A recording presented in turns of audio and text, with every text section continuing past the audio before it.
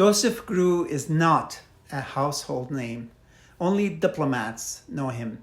He represented America for 41 years. He retired as Assistant Secretary of State in 1945 and published his memoirs in 1952.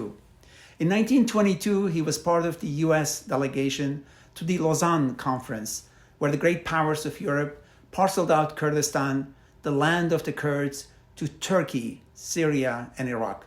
In 1927, he was appointed America's ambassador to Turkey. He hobnobbed with its leaders, including Ataturk.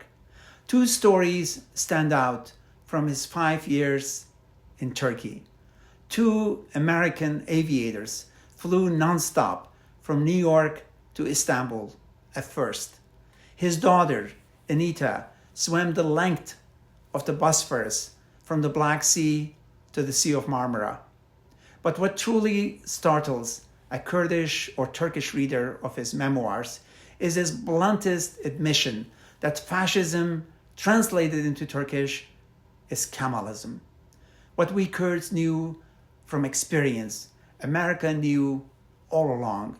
Unlike Mussolini, Hitler, or Franco, Kemalism is still alive in Turkey. Erdogan has simply added an Islamic layer to it. Glorification of violence is its language. Crushing the weak is its philosophy. Ataturk banned the teaching of the Kurdish language. The ruling circles in Turkey still maintain his order. The Kurds are fighting to preserve their culture. Ankara is fighting to eradicate it. You have a say in this too. Side with the underdog.